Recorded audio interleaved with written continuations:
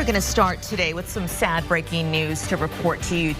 Toby Keith died last night at the age of 62. His family posting on X and on his website around 2:30 this morning that the singer passed peacefully surrounded by loved ones.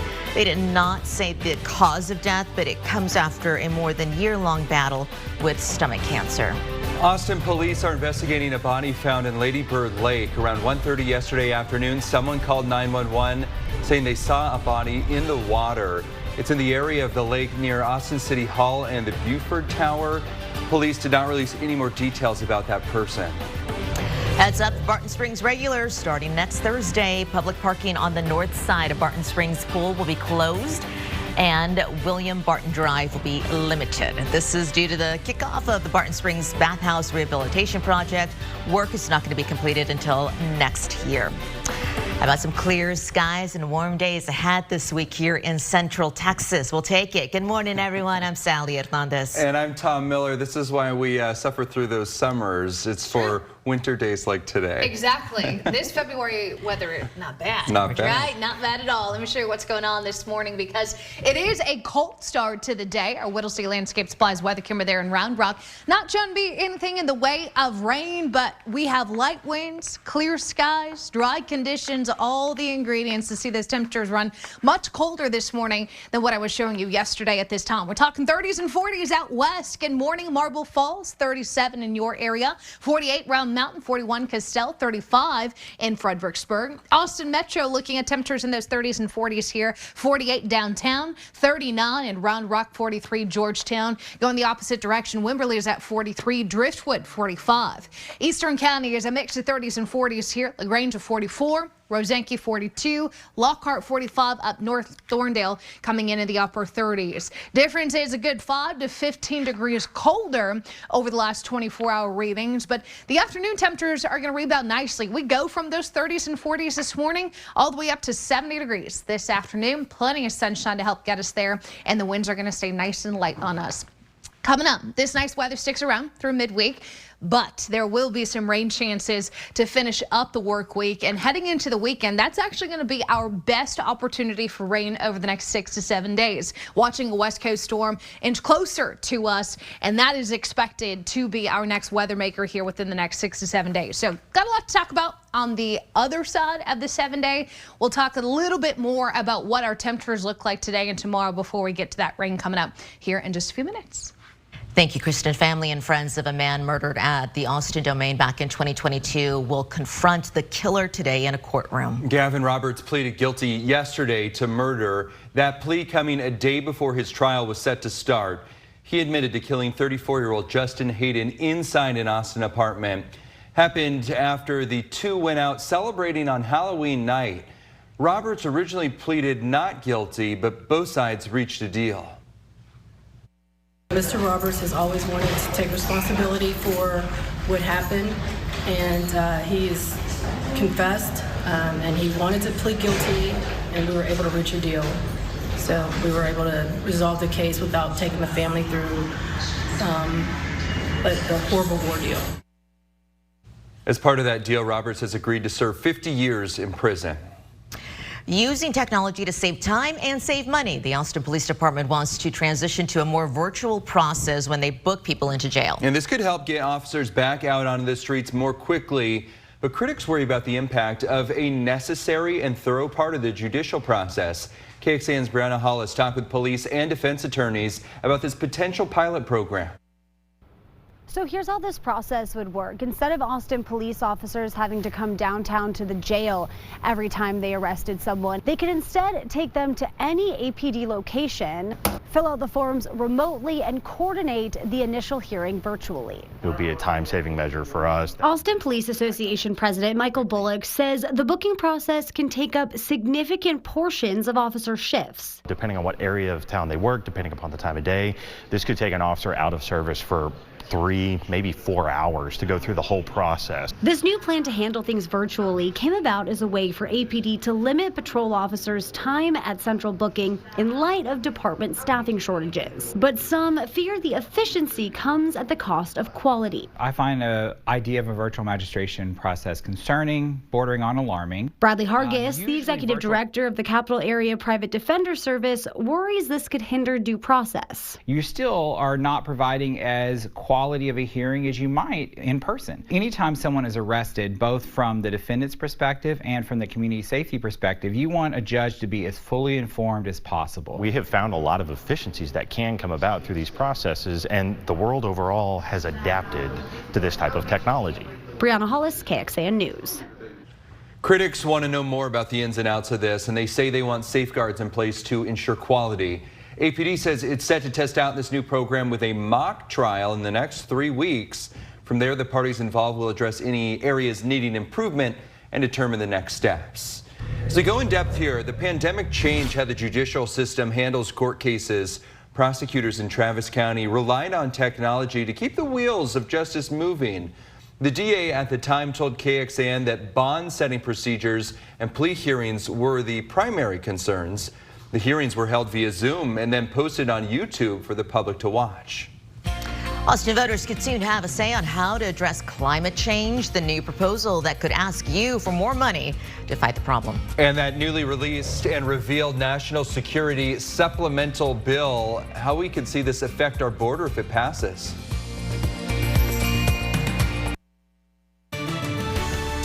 Good morning, everyone, on this Tuesday. This is a live look at the city of Round Rock from the camera that we have over at the Whittlesey landscape. Traffic looking good right now. We're going to check in with Kristen for not only your traffic update, but the weather to give you an idea of what that's going to be like later on today. Well, just 2 years into his reign, doctors diagnosing King Charles with cancer. And it comes a week after the monarch was released from a London hospital following a routine prostate procedure. And at this point, the palace isn't saying what exact kind of cancer it is. As NBC's Molly Hunter reports, the king has already started treatment.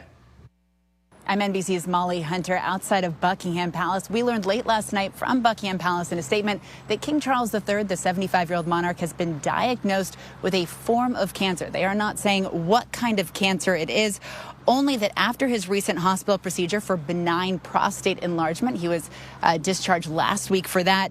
A separate issue of concern was noted. Subsequent diagnostic tests have identified this as a form of cancer. We will have all the details about both his condition and the royal family, who we will start to see a lot more of coming up on the Today Show. We've seen a huge amount of support for it from both ends of the political spectrum. The latest efforts to decriminalize marijuana in Central Texas as several cities are facing legal challenges after their voters already approved it. Flying out of Austin's airport could become more of a hassle as they try to make more space at the airport.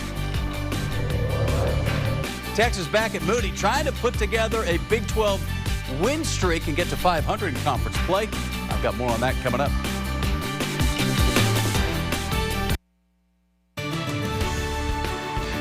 Good morning, everyone. On this Tuesday, this is a live look at the Wildflower Center that we have for you over in Southwest Austin. The camera that we have there. It's going to be a beautiful day to get outside, whether you're going to the Wildflower Center or just really enjoying the day when you get back from work or getting the kiddos from school. Kristen has your forecast in the next few minutes, but first, some Austin City Council members want the city to take a huge, comprehensive look at climate change efforts. But as KXAN's Grace Reeder explains, the plan could come with a big cost, and the city could ask you and other residents to cover it.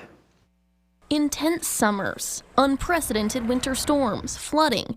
An assistant professor of climate science at UT says without big change, ultimately it's going to mean more damages for our communities. So more infrastructure that doesn't work the way that we need it to work, people's lives and livelihoods being put in danger, and overall worse quality of life for everyone. A plan to address that could end up on your ballot in November. Next week, Austin City Council will vote on whether to take the first steps in what they're calling the Environmental Investment Plan, which is an investment in meeting and exceeding our climate goals. We have a lot of goals as a city to help reduce our impact on the environment, but we're falling short in too many areas. Simply put, some city council members want Austin to take a look at its climate goals. It's got a lot of them. Think anything from water use to public transit to city buildings. They want feedback from the public and then want staff to figure out how much all of that would cost and where that money should come from. And then we'll come back as a council to look at what those options are and figure out how much and what investments we want to make now and what maybe over the course of a few years. One of the funding options, a bond election in November of this year. That's basically letting the city take out a loan which will be paid back by you in the form of property taxes. This doesn't put anything on the ballot in 24. What it does is say, what type of investments do we need to make? And then later on, when we look at financing mechanisms, if a bond is a potential financing mechanism that we feel is the most appropriate, that's when we'll make the decision about putting that on the ballot. Grace Reeder, KXAN News. City Council is going to vote on whether to start this process next week. Now, if approved, Austin City Council member Ryan Alter that you heard from said those proposals from city staff will come back to City Council this summer, and that's when they could decide on possible funding options. Well, an update on the storm system out west. 3 people have died so far after that storm began moving through California this past weekend. It marked the start of days of heavy rain and snow. About 38 million people are still underneath some sort of flood alert right now. A flood watch remains in effect, as does a winter storm warning and an avalanche warning. As a result of the storm, California Governor Gavin Newsom issued a state of emergency declaration. I mean, it's just too much rain in a short amount of time. They're still battling drought conditions out there, but I mean, they were measuring rainfall in several inches in many parts of the LA area. I mean, you think about, that's a lot of rain here, but there's nowhere for that rain to go when everything's covered in cement. I couldn't believe that was the river. Yeah. I mean, it's I've never seen it like River, that. It's dry. Yeah, normally just a big empty basin. Exactly. Yeah, tundra, if anything. The top rainfall total I've seen, Bel Air picked up a foot of rain in 3 days. That's too much. That's a ton of rainfall. Let me show you what that storm looks like right now, because I've been keeping an eye on it for those who do have friends and family in the area. And as you can see, unfortunately, it's still raining. We still have a flash flood warning up out towards portions of the coast. So that's that Malibu area that you see that blue polygon. But in general, this is heavy rain. This is heavy mountain snow that they just don't need any more of out in California. This will slowly start to wind down later on tonight and into tomorrow. Right now here locally, though, we're quiet. We've got a clear sky up top and underneath. No fog on our Lita Bird Johnson Wildflower Center camera there in South Austin. We're doing okay this morning. Temperatures are colder. We knew going into it. Now we're going to see more 30s on the map. Why? Because everything kind of settled down last night. The wind settled down, the clouds disappeared. Those two things were with us yesterday morning. And now that they're gone, there's nothing really holding those temperatures back from getting down to those 30s and 40s. So that's why you see the difference between right now and 24 hours ago. We lost our winds and we lost our cloud cover. But the reverse is also going to be true this afternoon. Without clouds and without wind, we've got a really nice afternoon in 70s as far as temperatures go underneath that mainly sunny sky. Here's a look at those forecast highs area wide, and everybody is going to be pretty much nearing 70 degrees today. Well above average for this time of year, and we'll take it. Nice day to be outside. Tomorrow we're going to see the clouds return. Thursday and Friday, very low chance of rain, but it's likely we see a better chance of showers and even some thunderstorms come in for the weekend. So walking you through this, today looks to be one of the nicest days of the next 7. As once we head into tomorrow, we're going to lose some of that sunshine. Bob, tell me at Thursday, there was a 10% chance of rain.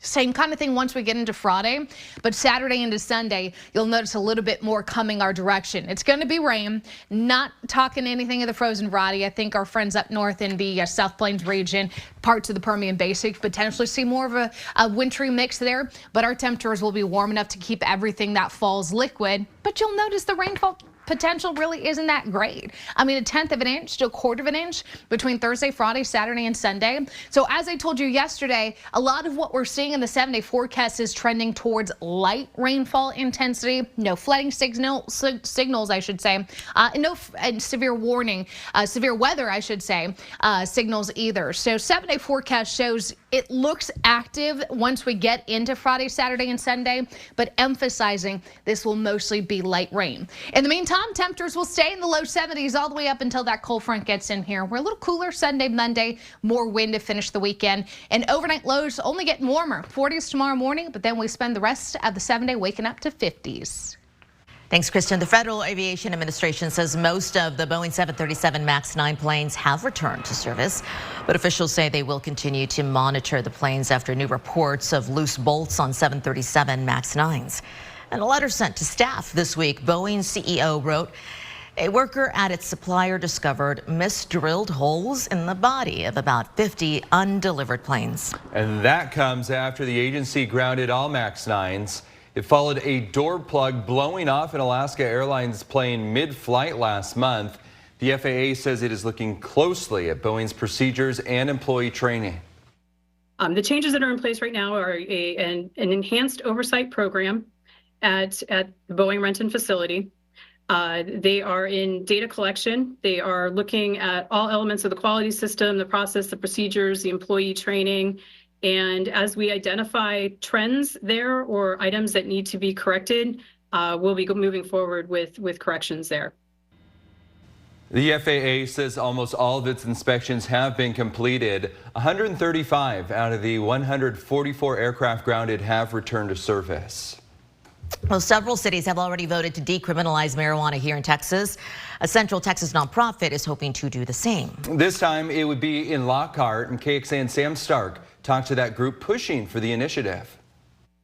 Lockhart, the barbecue capital of the world, well known for smoke. But this November, a different kind of smoke could appear on the ballot, whether or not they should decriminalize low-level marijuana possession. Mono Omega is the nonprofit leading the charge. They started the initiative about a month ago. Through our time in Lockhart over the last month, we've seen a huge amount of support for it from both ends of the political spectrum. To get the issue in front of the people, they need 10% of registered voters to sign a petition. They said they've already been successful in getting about half of those. Mono Omega is the same nonprofit that helped get similar legislation on the ballot in 2022 in San Marcos. Well, I'm for it. I think it's kind of just common sense legislation. I mean, we need to reduce the jail populations. It doesn't make sense to use city funds and scarce resources to punish people for something when we could invest in public resources that actually help address any issues at the root. Last week, the Texas Attorney General Ken Paxton announced lawsuits against 5 Texas cities. This includes San Marcos, Austin, and Elgin. All have passed some sort of marijuana decriminalization legislation over the years. The AG says local governments must follow state law. We have the intention to continue collecting signatures and continue pushing forward with what we believe is the right of the people of Lockhart to decide where their scarce resources are allocated. In Lockhart, Sam Stark, KXAN News. We did reach out to Lockhart leaders about this, and a spokesperson told us it was premature to comment on the initiative. Going in depth, though, last week, Elgin responded to AG Paxton's lawsuit. City released a statement saying that while voters passed the proposition in 2022, quote, City Council has taken no action to support the ordinance. City of Elgin and the Elgin Police Department are enforcing state law. Looking further in depth, under Texas law, possession up to 4 ounces of marijuana qualifies as a misdemeanor. 2 ounces or less could warrant 180 days in jail, while 2 to 4 ounces could mean a year in jail and a fine of up to $4,000. Anything above 4 ounces is called a felony, and anything 5 pounds and above is a mandatory minimum sentence of 2 years in prison and a fine of up to $10,000. Road improvements are coming to a fast-growing area of Williamson County. Plans are calling for $2.5 million worth of work on County Road 332. You see this here. This is just east of the Jarrell area. County leaders and construction teams held a groundbreaking for this project yesterday. New subdivisions going up in that area, and demand is growing for better roads. Typically, a subdivision can come up faster than we can build roads. And so as much growth as we're seeing, the county's working hard to keep up with the transportation needs, to make sure that the people are safe getting in and out of their homes. And like I said, to make sure that the kids are safe and the families are safe. The county road is going to be reconstructed as a 2-lane road with shoulders. Money for that project comes from bonds that voters approved in 2019. This is KXAN Sports, brought to you by Thomas J. Henry. Good morning to you. Longhorns back at Moody Center tonight, trying to make it back-to-back wins. This is the back end of a 6 consecutive game streak against ranked opponents. The AP poll's been around since 1949, and Texas has never played 6 straight ranked opponents. Coming off that win against TCU to get within a game of 500 in the Big 12, starting the second half of the Big 12 season, and Rodney Terry is hoping this team has forged an identity. Where we are right now, I think we're playing with more of an urgency. We're playing like a scrappy team. I always tell our guys, there's never any pressure to try to win games in front of you, whether you're on at home or on the road. Trust your preparation, the work you put in already, and then you got to go play. You got to go play, and everybody wants to win. We're going to want to win tomorrow night. Iowa State's going to want to win tomorrow night. Who's going to put their will on who in terms of, doing the uncomfortable things it's going to take to get it done. As good as Iowa State's been this year, they've not won a road conference game. Came close in Waco on Saturday night. Longhorns are back home on Saturday when they take on West Virginia. Of course, they lost to the Mountaineers in Morgantown earlier this year. Back to you. For those listening on the KXAN Today podcast, thanks for joining us. Here's what we're tracking at 5. When we could see family and friends of a man murdered at Austin's Domain confront the killer in the courtroom.